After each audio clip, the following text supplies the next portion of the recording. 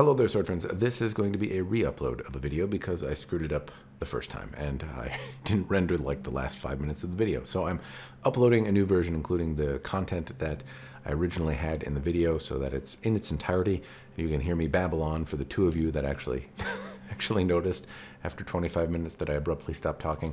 But I'm also going to include further conversation that I probably should have included in the first video around hishigami, full wraps of Samigawa, and Tsuka cores and stuff. Some stuff that's come up that realistically should have been in the video in the first place and were an oversight on my part. So when you see me dressed like this again, you'll know you're on the new content. Otherwise, it's primarily a re-upload of things you've already seen.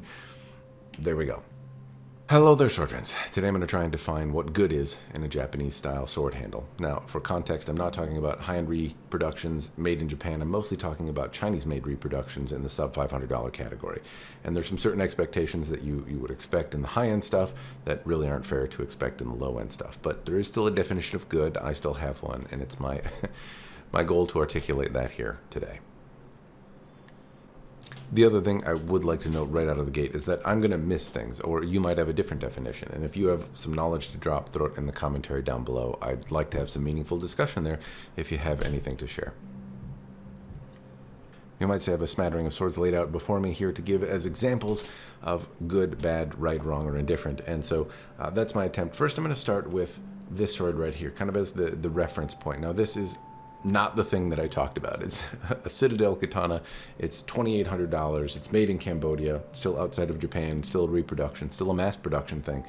But I'm using this as an example of good, right? So when I'm talking about what am I really shooting for? What would I be really happy with? What would I be over the moon with if it came in a sword under $500? Some of the fittings on some of the fit and features on here is really what I'm talking about. Not specifically the quality of the silk or the Samigawa panel or the fittings themselves, but how they fit together is what I'm bringing this one out as an example for. So what you might note, one, the diamonds are a little bit small here. That's I guess a preference choice, but this is a little bit small. But note that they're all about the same size. They're in line with one another. They don't waver. They don't go up and down. They don't bob and weave, so to speak, like they're avoiding a bowling ball running down the length of the Tsuka or something. That happens on a few of them. Sometimes they're short, fat, and I'll have examples of that here. The Ito doesn't move around, so you note that I can take my finger and I can push really hard, and the knot, the fold over the top here, doesn't move at all. So I'm pushing hard, and it doesn't budge. There's no movement in it, not a millimeter, none whatsoever. It doesn't move. I can't really say it any more specifically than that. That's the goal. No movement whatsoever is the goal. Now, this has been used, but not extensively. It's not that it's seized up because of the oil in my hands over many, many years of use. I do use it from time to time. It's one of my favorite swords, but it doesn't actually see all that much handling time. So it hasn't gotten the oils of my hands absorbed in it, hardening it up substantially. But this is kind of the goal out of the box. Now, does anyone in the sub-$500 category achieve it? No, but it's still the goal of what we're going for. The transitions between the kashra down here, or the fuchi down here, and the kashra up here, there we go. There's no ledge, no line, no transition on any side. As I go around this sword, all of this Ito lines up perfectly with this fuchi up here, and likewise on the kashra down here. There's not a spot where the Ito or the fuchi or kashra are larger than one another. They butt up perfectly. It's a challenging thing to do. Underneath this Ito is Samigawa or wood, and then the fuchi and kashra are metal. They have different thicknesses. They might sit on differently. So to get them butted up perfectly, there's a lot of fitting and futzing or really, really precise manufacturing techniques if they're doing it from kind of pre-made pieces. It's possible, but it is the expectation. Sometimes some overlap is desirable and kind of there are swords that are made with some overlap thematically or because the fittings demand it, but not because it's misfit. There might be an element of design that's built into the fuchi having some sort of overlap, but you can usually tell when it's intentional and when it's not, and most of the time these transitions are missed. It's a very common missing point. Some do it pretty well though, and it might surprise you that some folks do it really well for a relatively cheap price. Samigawa, so you can notice that this one doesn't have a wrap on it, so I believe it's a full wrap rather, so it doesn't have panels in it, no lines that identify them. I'm going to set this example down and switch to something else. This was a handle from a relatively expensive custom sword.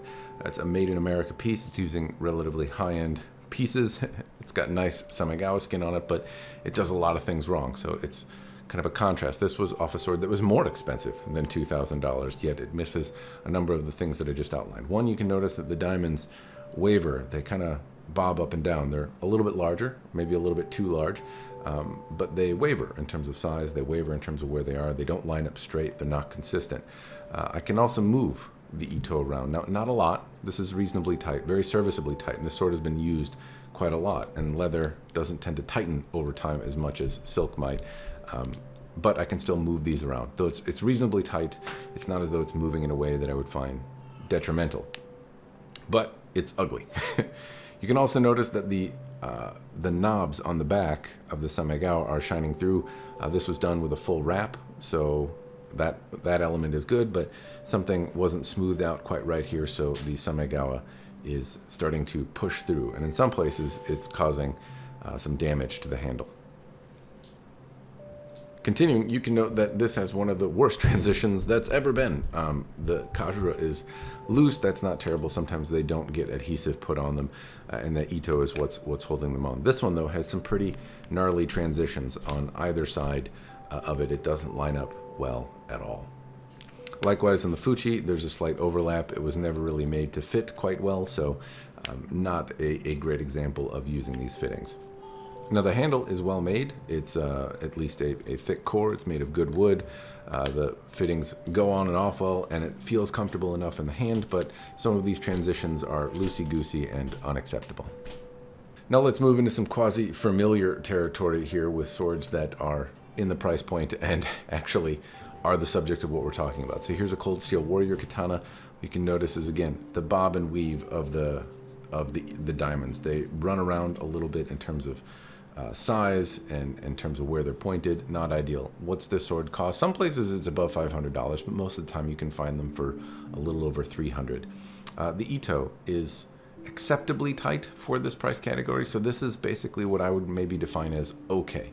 It doesn't give me concern that it's going to come apart right away, but it's certainly looser than it should be. I can kind of move the flaps, the folds of these diamonds around. If I push hard enough, I can deform the diamond altogether. It has maybe, the flaps themselves, I can move these around 2 or 3 millimeters in terms of them just moving in general. And then if I displace the diamonds, it's okay, but it's not terrible. So this is like borderline acceptable. If I push on the top here, the Ito is, well, actually it's changed now, because I can deform this. I can move the Ito on the flat and expose it. So over here I've just exposed a crack. This one is now downgraded to not acceptable. I should not be able to move the Ito along the flats here. That should be tight enough that if I'm pushing on it with my thumb, it doesn't move around, and this one does. So now it's drifted into the no longer acceptable. I'm not terribly confident anymore. It'll likely continue to loosen to the point that it starts unraveling and eventually coming off. Now, what can I do to get around that? Well, I can lacquer it. That's one solve. If I take some lacquer, put it on there, sometimes that will do it. Sometimes it will tighten if I get it wet. And so if I'm nervous about it, sometimes moisture from my hands or just hawking one on it, you might say, and smearing it around, making it wet, might cause the fibers to increase in size and tighten it ever so slightly. The kashra usually will stop things from being loosened as well, so a good bit of glue down here will secure this on, as well as the knot, but this will continue to loosen and gradually degrade. This illustrates another thing that I tend to see on these style of swords, and that is that it gets a little bunchy towards the tip. Now the end down here isn't so bad, but it's beginning to get a little bunchy. It's somewhat unsightly, but not really a terrible example for the money. Down here, though, you can see that the Ito overlaps the Fuchi a little bit rather than the reverse. So transitions on 3 sides are actually pretty good, but at the base here, the Ito is larger than the Fuchi, and that's not intentional. So again, not great.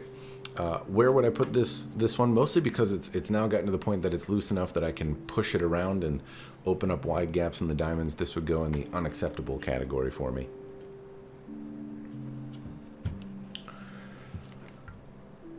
Now this one I'm going to break out is a Skyjuro Iron Warrior Katana, a review that, depending on when this video goes up, may have been recently published or maybe coming in the future. This, I think, is actually an example of great. Now, this sword is $400. It's on the higher side of the budget realm that I'm talking about.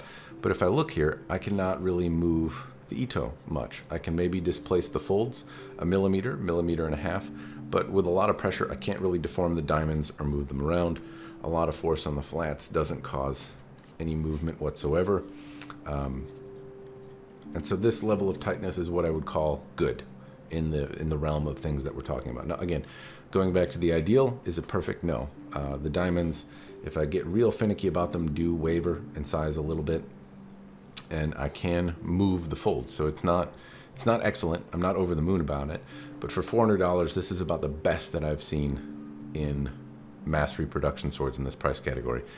Incidentally, Skydro and Huawei are the ones that I see this most commonly on. Some others do it. Jayco has landed it a few times, but I tend to see pretty tight Ito from Huawei. Granted, I have fewer examples of Huawei, and the examples that I've seen from Skydro have pretty consistently been tight. It's not perfect though, so transitions down here are great, but there's a little bit of overlap on this handle right here, so not perfect. It juts out maybe a millimeter around the Fuchi, and this doesn't look intentional. It looks like it could have been done a little bit better. So again, not perfect, but in terms of fit and finish, overall, reasonably well done. Now to talk about that, can it be done in a relatively cheap sword? Well, this is a Hanban katana handle, one again that I tested the point of destruction, and here, very similar to the Skydro, the diamond flaps move a little bit more, but I can't push it. Now this sword got pushed to the point of destruction, so this handle's been used and abused, you might say, but it's held together. Note that the transitions, though, very, very clean.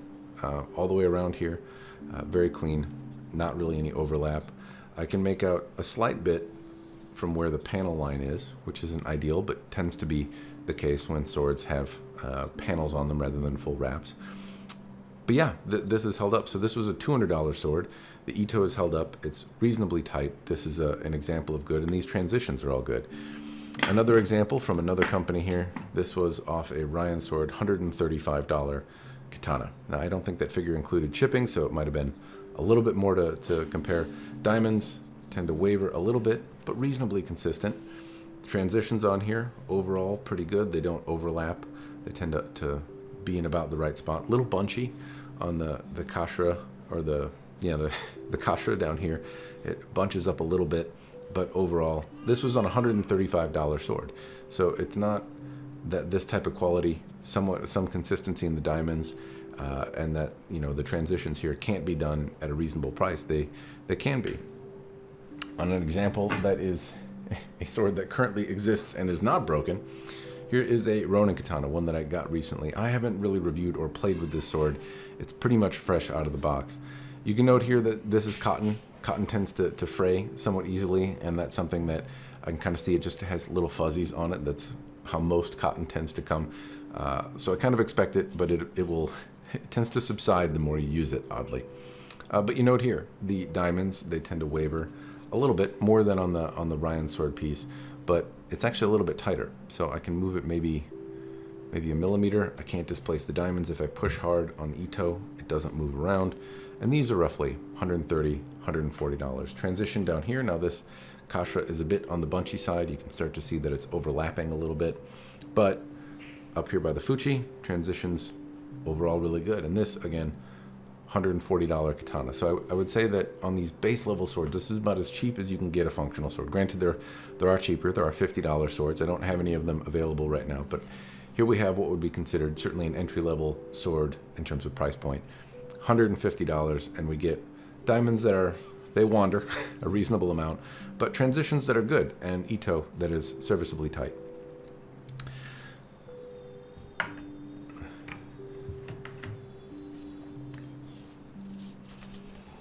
Now this is an example of a sword from Romance of Men, and they've noted that they're working on improving it. This sword was sent to me prior to improvements that they were attempting to be made, and so it's probably not very polite of me to bring it out as an example. But it does illustrate some things that can be missed and what happens when they are. So here, down at the Fuchi, there's some slight overlap in one direction. Straight out of the box, this sword has not been used very much, but I can I can separate the diamonds so I can feel it moving in my hand here. And again, I haven't used this very much, but just look, I can push it and open up. Here's here's a 1/4 inch gap that I've made. I can displace the diamonds and push them and move them somewhat freely. So it's very easy to move this handle around. It doesn't line up with the Fuchi up here, so there's an overlap on one side, on another. It's mostly okay on the back, but on 2 of the sides, there's, you know, a millimeter and a half overlap. What does that do? So this is an example of what I would call unacceptable. Out of the box, if this Ito moves this freely, then it, one, doesn't feel terribly secure in the hand. So as I hold it, I can, if I'm twisting and trying to really secure my grip, I can feel the Ito in my hand moving. That does not give me a lot of confidence when moving around a 3-foot razor blade. There's a lot of little nuances to holding a Japanese sword. I can take measurements and all that kind of stuff, but if the Ito feels loose, how secure it feels in your hand and how in control of the weapon you feel is in the air. Now, some people, it may bother more than others, but this is certainly what I would call not acceptable and to be avoided when we talk about this level. So if it came this loose, I'd be reaching out to the vendor saying, hey, this was pretty loose, trying to show some sort of proof that I haven't damaged the blade and that it's pretty new and came out of the box this way. Hopefully you could get a replacement if that's the case, and something that happens a little tighter. Any one of these vendors that I'm talking about here too are susceptible to having duds, right? Sometimes one slips through the cracks. It shouldn't. All of them don't want to have that. All of them want to be good and make good products. If they do, then, you know, reach out to them, try to give them a chance to resolve it. In the event you can't, maybe you got it secondhand or it just doesn't work out, what could you do about this? Again, lacquer is probably your best friend here. If this were my sword and I had to keep it the way it was, untying it and tightening the Ito yourself is not really feasible. They don't ever go back on the same way, or at least I don't have the aptitude to do it. But if I took some lacquer from Home Depot, put on a heavy spray, more than likely this would tighten up. It'd feel pretty aggressive in the hands, but you could take some sandpaper, smooth it out a little bit after you've really lacquered it to pieces. Going over a few times and really kind of being heavy-handed with it, it will leave some impressions. You'll have lacquer in more places probably than you want it, but when you're all done, the Ito will be serviceably tight and you won't have to worry about it coming off so much. It'll be stuck on there and be a lot more secure for practice. So there are things you can do. You shouldn't have to do it straight out of the box, but there are things that you can do to resolve that.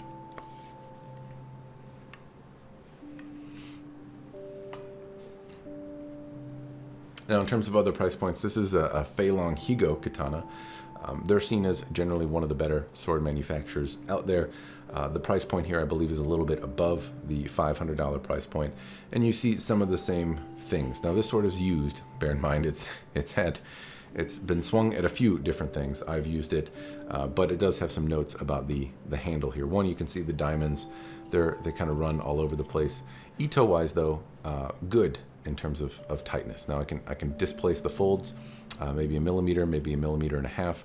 But if I push on it, I'm not feeling the diamonds move around. A lot of force doesn't really allow me to really manipulate the shape of the diamonds. They might be a little cockeyed, if you will, but they're tight. It does get a little bit bunchy down here at the kashra area.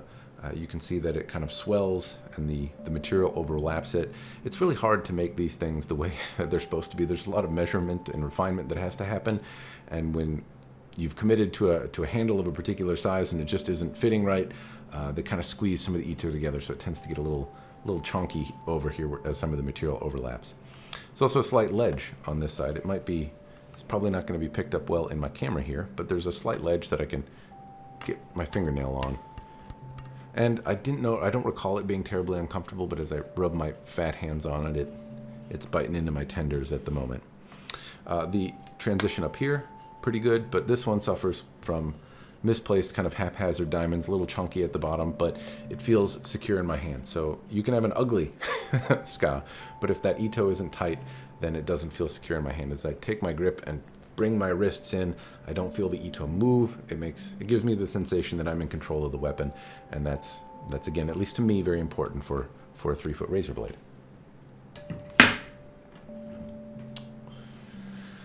This is another example of derpy, so I can't remember exactly what this one is. I believe it was called the Black Mamba and made by Ryan Sword, and it has its own storied history of it, but I think this is their common leather Ito, but flipped in reverse, and this is the backside of their leather Ito.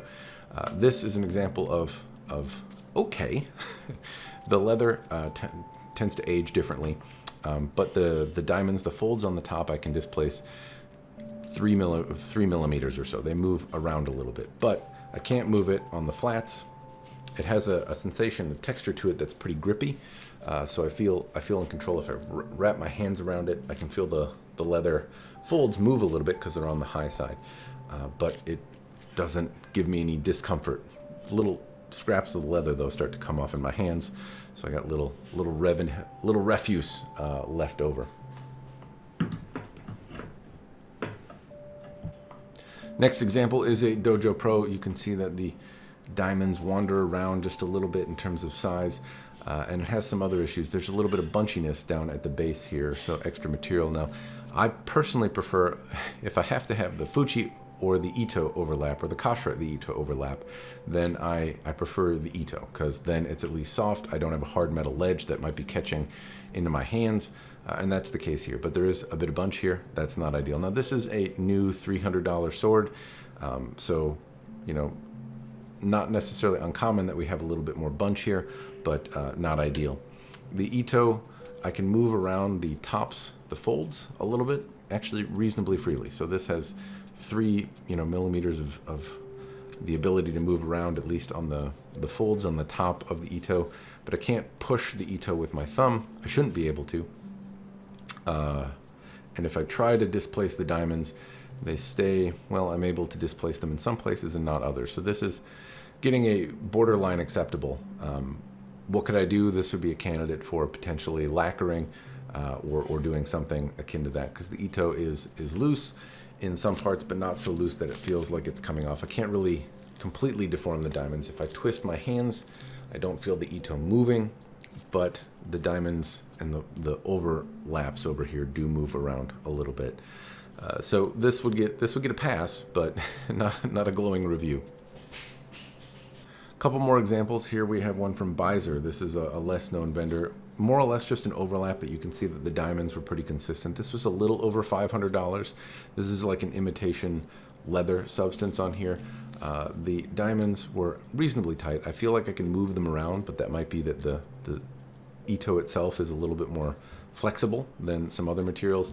In my hand though, it feels supple, like it moves, but it's almost like it's rubbery in a sense that it kind of tightens up, so I don't feel that it's too bad. Anyway, this was comfortable to move around. It feels like I'm holding a leather jacket almost, but it doesn't move around, even though it doesn't feel unsecure, even though it's a little bit more pliable than I might like. I'm not really able to displace the diamonds though, so I can maybe push the folds a millimeter, and if I push hard on any side, it doesn't come undone. So this was a good example as well. There was a slight overlap on the Kashira. That was really the only complaint that I had about the Ito.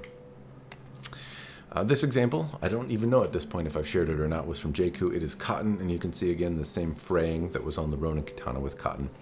Again though, very tight Ito, and I want to say that this was a $300-ish sword, and the cotton is very tight. I didn't use it extensively, so it's not that it's absorbed so many oils from my hands that it's tightened from that. And the transitions, very clean, a little bunchy down here. Again, the Ito overlaps one side, gets a little bit chunky, doesn't line up perfectly. In my hand, it's a more sizable handle, feels very secure. I don't feel the Ito moving around, and that's kind of the goal. So hopefully from this babble, you've taken away that from the Fuchi side of things, there shouldn't be any kind of ledge here, unless that's by design or because you wanted it. The Ito should line up with the Fuchi up here, and it should line up on all the sides, not just one. So here there's a slight ledge, but really where your hands are going to be, there's not. Ideally, it doesn't have it. If it does, are any of them sharp? That's a caveat as well. Is there some sharp ledge that's going to bite into you? That's where it gets to the unacceptable territory. If there is an overlap here, oftentimes your hand isn't right up there anyway. It's not the biggest deal. Ito should be tight. Where I draw the line is if I can move it around freely and I don't feel like I'm in control of the weapon. If I tighten my grip on it, if I feel the ito moving around, that's where I say it doesn't get the acceptable pass. And my idea would be to exchange it. If I can, try another one. Hopefully that one was just a dud and the next example is better. If not, then lacquer if you're more handy, or maybe you have some other substance that you can put on that would tighten things up. Kashira, again, same as the Fuchi, there shouldn't be any overlap. They should transition from one to the other very cleanly. There are a few examples that I have here of swords, under $300 that those transitions are done cleanly. If it does bunch up, then, it's okay. It's not the end of the world. Hopefully it's on there. The Kashira shouldn't move around. This one does a little bit, but it's also secure and survived being destroyed. So if it does wiggle, it's not the end of the world, and you might be able to get something up there to secure it on there, or just leave it. Sometimes they wiggle around. It's not the end of the world. But this shouldn't be bunchy. There shouldn't be any sharp bits on here as well. So sharp is where I kind of draw the line. If you do have a sharp Kashira or Fuchi, I didn't have any examples here to share with you. I've taken small files and tried to file off the sharp parts. So that's another thing that I've done to try and clean them up, because I don't like when I use it and I grab and then I move my hands on it and then I'm bleeding, or I have blisters, or some other hot spot on there is causing me discomfort. I don't want to have to fight with the tool as I'm trying to train with it. The other thing that I did talk about handle-wise is shape. And so I've talked to, hopefully you've gotten enough babbling around what defines good in terms of transitions and ito and where I draw the line and don't, and your line might be different, and that's totally fine. But shape. So here we have two swords of similar price points that are very, very different. Some are bigger, some are smaller, and there's not really a right or wrong answer for this shape. The Bizar sword is a little bit more wasted, so you can see that it's not one tubular shape. It kind of has an hourglass figure to it a little bit more than some of the others do. I'm trying to think if I have one with more shape than the other. Anyway, there is some variety certainly in the shape. I'm just going to keep these two examples up as dimensional shape. So here we have something that's a little bit more narrow. I personally prefer this size. I prefer a handle that's a little bit more on the narrow side. I feel like it locks into my hands for indexing better. I can babble on about why I like it more, but suffice to say, the slightly more narrow grips are preferred. This is a little bit more honking grip, and I don't think it's dependent on your hand size. There is just a preference. I have what would be described as sausage fingers that I often do. People say, like, do you have to mention that in every video? It is an important nuance to why I like what I do. Some people with large grip size, large hand sizes will prefer a larger handle. Some people with smaller hands will still prefer a larger handle. I know a number of people at my dojo that swing around swords and prefer the larger Hanwei style axe handle grips in terms of their dimension and comfort. I have large sausage hands, but that doesn't mean that I necessarily like it. So despite my large grip, I prefer a more narrow, more slender handle. This isn't something that's often described though online, so it's not, unfortunately, something that you can get a good feel for about how thick or the handle is. It's not a dimension that's usually specified with most of the swords here. Hanwei tends to have larger handles. Some other vendors tend not to, but I've had a few different swords from Ryan's sword now. Some of them are slender, some of them aren't. Likewise with Jaku, I've had a few different swords from them. Some of them are more robust, some of them are not. So if you have the luxury of asking the provider, you may want to reach out to them and say, how big is the handle in comparison to some of the other stuff that you sell? Shape-wise, though, I prefer something smaller. There's a few different grips out there. It can impact how secure it feels in your hand. There's a preference, I guess, that you garner over time. If, again, you have the luxury of knowing somebody with an extensive katana collection, go check out different handle sizes, see which one you tend to prefer. If you are at a dojo and can handle a few different swords there, hopefully there's a variety and you can get a better idea for what you prefer. Or you can just get used to whatever you end up getting. The other bit is the shape, the wasted shape. I don't really care about that side of things, honestly. Most of the swords in the $500 price point don't tend to have a lot of wasting to it. If they do, I'm a little bit more nervous that the material is too thin and that the handle may have problems over time. Sometimes it's more of an aesthetic thing. I don't personally find it to have a whole lot of impact on how it feels in my hand. Apart from the shape of the Fuchi, And here we're getting away from how I define good, but just some preferences. You'll notice that some of these fuchi are rounded, and some of them are a little bit more square. Let me see if I can find an example of a more square one. This Ronin katana piece is a good example of one that has a little sharper edge on it. So you can see that this comes closer to a 90-degree angle than this rounded piece here. And the 90-degree angles, if you hold the kashira down here, can rub into the fat of your hand, and so sharp bits can cause discomfort. These rounded pieces tend not to. They come in shapes and sizes, but I do tend to have a hand down here, and if I have something with a more aggressive point on it, then I certainly start to feel it as I'm training. Last bit on quality that I'm really going to touch on, because this has already gone way longer than I expected it to, is the patina. So you can start to notice here, and maybe it's not going to come through on the camera, but the patina is starting to wear away. So this copper is buffed on one side and not on the other. Just about anything with any patina that you have is going to rub away if you're using it. Here's another example of Patrick Hastings. These are our higher end fittings on here, but they've still begun to rub away on various sides because they've been used extensively. So sometimes you'll get something out of the box that has some wear on it. If you intend on using it, it's not really a big deterrent to me. Again, if you're going to use it, that'll likely happen anyway.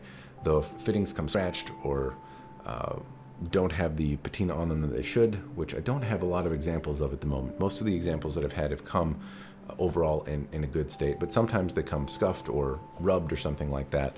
Not ideal, but again, the patina tends to come off over time. If it's only a display piece though, then that may be a reason for you to exchange it for another one. Sometimes it happens in shipping or assembly, and again, there's a lot of variation with these things. All right, so that's all the examples that I want to show you, but I will ramble on a little bit with some closing thoughts. As I review these swords and show them, do bear in mind that there's a lot of variation between vendors. Just because one came with a thinner handle and tight ito and this and that doesn't mean that the example you get if you buy the same model from the same vendor at the same time won't be a little bit different. Generally, there's not that much variation in them, but ito tightness is one big one. Sometimes some examples can come very tight, others can come loose. Some vendors tend to be more consistent with it, at least in my experience, but it's only colored by the examples that I bought. All of the vendors out there are subject to some variation, and not everyone hits it every single time. At least I can't think of somebody that does. There's also my personal preference in things and how I describe it. So hopefully you have a feel, if you watch my channel quite a bit, for what I prefer. But you got to pay attention to that video, because while some people might describe one thing as tight, another person might look at that and say that's completely loose. So there is some subjectivity to it. I try to be as specific about things and show that high-res video so you can make a determination yourself, but do bear in mind that what I say is tight might be different. My threshold for acceptability, or where I would draw the line to return it or complain about it, may be completely different than somebody else's. All right, for the two of you sword friends that happen to actually notice when I abruptly stopped in the previous video and actually are interested in hearing me drone on for longer, I'm going to talk about hishigami. And honestly, I don't know what hishigami is really for. I've asked, and like many parts on Japanese swords, there's a lot of different answers and explanations about what they're for, and they seem plausible, but I haven't honestly found in swords of this price point for it to be a particular necessity. It's nice, and sometimes what they can do is hide the panel line where the seam is. Sometimes they can add a little bit of extra tension. What I often find they amount to in this price point, though, is that they poke out, and you can see it's basically a hishigami, incidentally. It's this little triangle piece of paper that's stuffed between these two pieces of ito, and they do something. But I digress. I don't think that they're absolutely necessary in swords at this price point. I've seen swords that are not ugly looking and at the same time don't have hishigami on them and are tight. But if they have hishigami, it's a harder thing to do. It's a pain in the butt, and so it is a feature. I don't know if it's one that I would necessarily invest a whole lot of money in, considering, you know, the sub $500 subject of this video, but it is certainly a nicety. I've heard a bunch of different things about what they can do or why they need to be in there. I really just haven't found them to be a necessity or something that I notice unless I spot them, in which case, you know, they end up being this little piece of garbage that looks tucked into your ito. But not a lot of the other ska that I have hishigami on them, and so if you spot one that comes with that as an option, I mean, it's nice, but like I said, I don't think it's a necessity, and not something that is on every handle, though some have it in slightly different ways. This, is an example of a custom expensive sword handle that I talked about earlier that isn't particularly great. It doesn't have hishigami. I've seen them go both ways. But anyway, this was on an expensive sword, doesn't have hishigami. What this does have, though, and I think might be the only example I have around of, is a full wrap of Samegawa. I saw a piece of candy and lost my train of thought.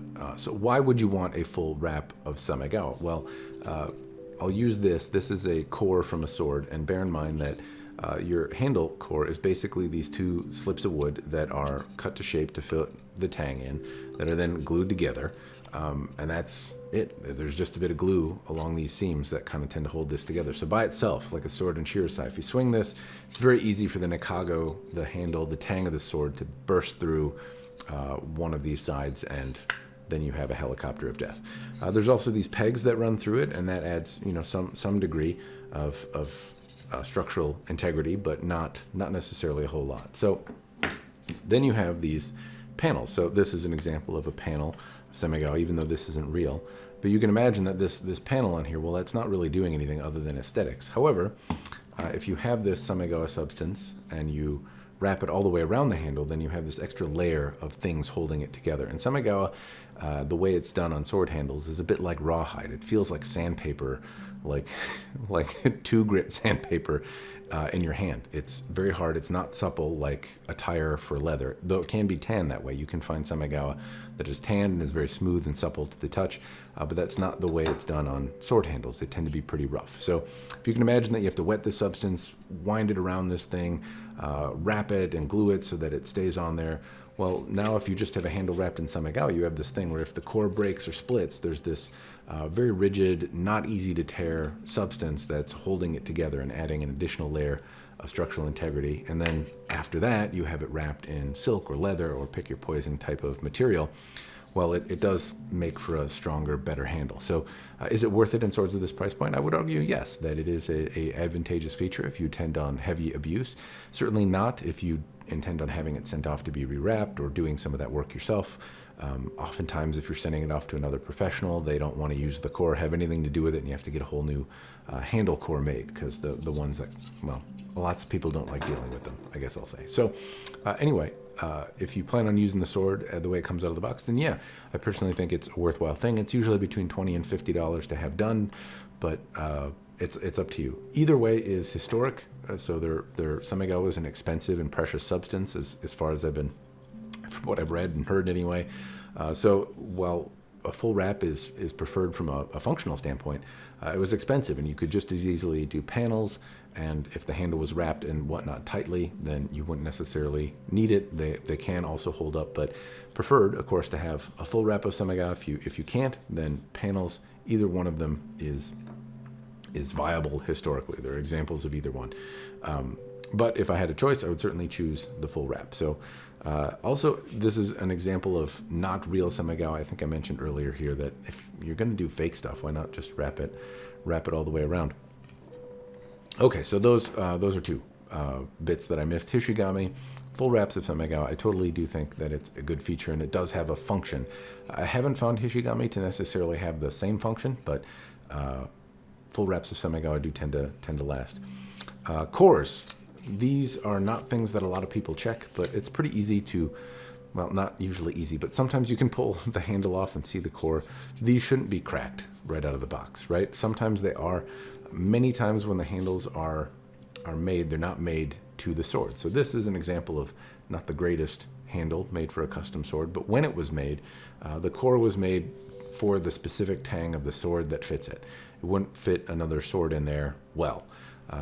When these are manufactured in China, they tend to be mass-produced, and they're made to a template, but obviously there's some variation, and then they're kind of pressure fit on and filled or shimmed if necessary. So you don't necessarily get a perfect fit every time. Further, the wood might expand or contract with humidity depending on where you live, and it's not uncommon to see these split, sometimes at the seam, or sometimes there's cracks in the cores. That shouldn't certainly happen. I find that most of the cores are made of suitable wood, but they're not usually particularly robust, but robust enough that I can't break it by itself. Anyway, it should be made of a decent wood, a hard wood of some kind, and not have cracks in it ideally. If they do, I guess it's a common enough thing, even in higher end swords, but ideally you don't, take a handle out of the box and see cracks and things like that. This is an example of a relatively inexpensive sword, and it eventually broke, but at the time it didn't have cracks in the handle. Some of these handles that I've had from other swords that are good have held up, but in the course of testing have developed minor cracks here or there. Anyway, it shouldn't have cracks. That's the definition of good, is not cracking, and under abuse, ideally also not breaking. I think the last bit that I missed talking about was the panels. And so I did mention, like, if you can see them, there are some examples of good or bad. So this is an example of, like, acceptable. This is from a Hanban katana, and I would say this is overall a excellent. It's a good example of what you can get in a $200 sword. The ito is tight. I've talked about it, but I can see where the panels are. So there's a couple ways to do the panels. You can see in this example that it's got kind of a relief cut, and then the panel is laid inside so that it can rest flat on the hand, and the panel doesn't just bulge out. Alternatively, the panel can just be laid on top with no recess for it to lay in, and when that happens, it's very easy to see the bulge of the Samegawa panel. Most of these don't have recesses cut in, but aren't necessarily bad. I think this Beiser one does, but this one certainly does. So this is a piece from Iron Tiger Forge, and I can very clearly see that they've just laid the panel on top, and it makes it a little bulbous, and it's just a very clear and easy line to see exactly where the panel is versus having it cut in and me not being able to see it so prevalently. So that's another way to lay the Samegawa. Ideally, you don't see very pronounced panel lines. That's not ideal. That's a sign that you have a panel and not a full wrap of Samegawa. I think historically probably either were done, but the vast majority of examples that I've seen have had these slots cut in to rest the panels in, and it gives the appearance of a full wrap. They're also a little bit bigger as well, because you wouldn't want the diamond to move and then to see the wood or something like that. That would also show that you have a panel. So ideally you don't see that either. If you do have wood or panels, that you could move the diamonds around and not see the slats of wood between them, and many times that happens. Anyway, those are the points that came up from comments. Hopefully the additional info is helpful for those of you that were interested anyway. That's all I really have this time. Hopefully the video uploads and renders and everyone enjoys. Cheers, and thanks for watching.